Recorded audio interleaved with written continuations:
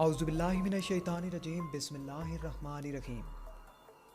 انجانی دنیا کے تمام دیکھنے اور سننے والوں کو السلام علیکم۔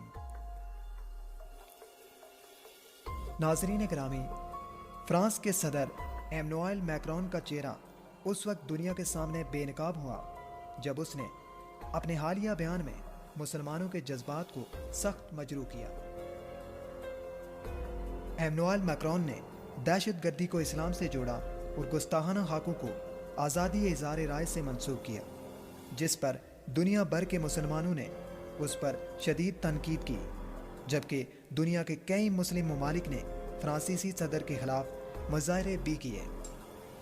اسی معاملے پر ترکی کے صدر طیب اردوان نے فرانسیسی صدر کے بیان اور گستاخانہ حقوق کے خلاف سخت رد عمل دیا اور فرانسیسی صدر کو دماغی معائنے کا مشورہ بھی دیا، جبکہ رد عمل میں فرانس نے ترکی سے اپنا سفیر واپس بلا لیا۔ تاہم ترکی نے فرانس میں گستاخانہ خاکوں کی نمائش پر احتجاجاً اپنے ملک کے صارفین اور دنیا بھر کے مسلمانوں کو فرانسیسی مصنوعات کا بائیکاٹ کرنے کی اپیل کی ہے، جبکہ پاکستان میں بھی گزشتہ چند دنوں سے بائیکاٹ فرانسیسی مصنوعات کا ہیش ٹیگ ٹرینڈ کر رہا ہے۔ اب سوال یہ پیدا ہوتا ہے کہ پاکستان میں فرانس کی وہ کون سی کمپنیاں ہیں جو اپنی مصنوعات یہاں فروخت کر رہی ہیں اور عوام بڑی تعداد میں ان کا استعمال روزانہ کرتی ہے۔ گارنیئر فرانس کا نامور برانڈ ہے جس کے بیوٹی پروڈکٹس لوگ پاکستان میں بڑی تعداد میں استعمال کرتے ہیں۔ گارنیئر کے shampoo, conditioner, face wash, hair colour, creams بہت زیادہ مشہور ہیں۔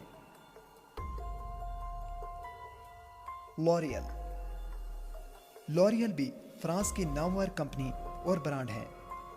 یہ بھی اپنے بیوٹی پروڈکٹس کی وجہ سے کافی مشہور ہے۔ ٹوٹل فرانس کی مشہور آئل اور گیس کی کمپنی ہے۔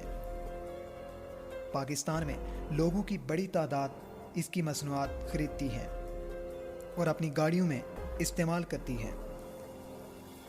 بک، یہ بھی فرانس کا معروف ترین برانڈ ہے جو کہ پاکستان میں بہت زیادہ استعمال کیا جاتا ہے۔ یہ کمپنی لائٹر، بلیڈ اور ریزر بنانے کے لیے مشہور ہے۔ مولینکس فرانس کی مشہور الیکٹرانکس کمپنی ہے جس کی مصنوعات پاکستان میں بڑی تعداد میں فروخت ہوتی ہیں۔ ٹیفل بھی فرانس کی ایک کمپنی اور برانڈ ہے جو کہ نان سٹاک برتن بنانے کے لیے مشہور ہے۔ اس کی کئی مصنوعات پاکستان میں فروخت کی جاتی ہے۔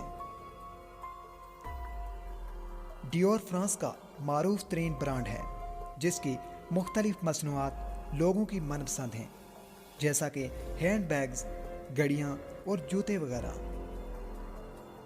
لو بسکٹس، لو فرانس کا مشہور اور معروف برانڈ ہے جو بسکٹس بناتا ہے۔ اس کے کئی بسکٹ پاکستان میں بہت شوق سے کھائے جاتے ہیں، جیسا کہ پرنس، گالا، ٹائگر، بیکری، نان خطائی اور ٹک وغیرہ شامل ہیں۔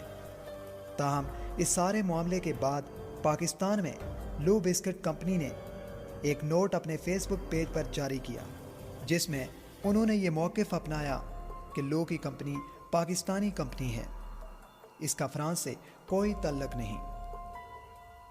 فرانس کی تمام پروڈکٹس اور مصنوعات کے بائیکاٹ کے حوالے سے آپ کی کیا رائے ہے؟